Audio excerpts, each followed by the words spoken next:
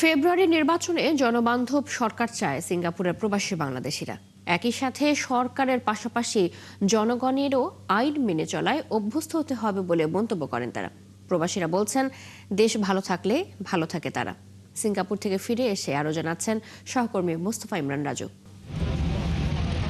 বিশ্বের ধনী দেশগুলোর মধ্যে অন্যতম সিঙ্গাপুর।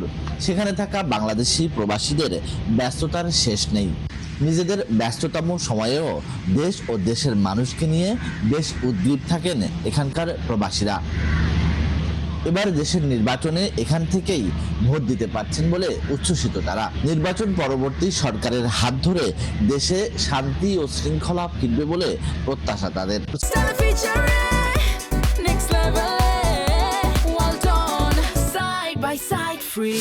সিঙ্গাপুরে 14-15 বছর আমি কখনো সিঙ্গাপুর থেকে ভোট দিতে পারিনি।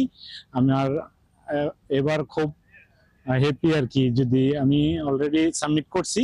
আমরা এখন যার যার ভোটের অধিকার, যে ন্যায্য অধিকার ফিরে পেয়েছে, এটাই আমাদের যে সুক্রিয়া। প্রবাস থেকে পোস্টাল ভোট বিডি অ্যাপস এর মাধ্যমে নিবন্ধন করে ভোট দিতে পারার সুযোগ রাখায় অন্তর্বর্তী সরকারকে ধন্যবাদ জানান তারা।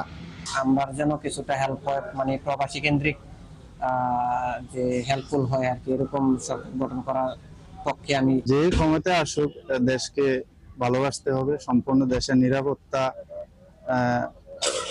নিরাপত্তার উপর জোরদার করতে হবে। এছাড়াও প্রবাসীদের নানা সমস্যার সমাধান এবং বিমানবন্দরে হয়রানি বন্ধ সহ তাদের কল্যাণে নতুন সরকার গুরুত্ব দিয়ে কাজ করবে বলেও আশাবাদ জানান তারা। মতো বিদেশ থেকে জাতীয় নির্বাচনে ভোট দিতে পারা প্রবাসীদের প্রত্যাশা, আগামীর নির্বাচনে প্রবাসী বান্ধব দুর্নীতিমুক্ত সরকার রাষ্ট্র ক্ষমতায় আসীন হবে। তবেই উন্নত, সমৃদ্ধশালী এবং বদলে যাওয়া এক বাংলাদেশ দেখবে বিশ্ব। মুস্তফা ইমরান রাজু, ৭১।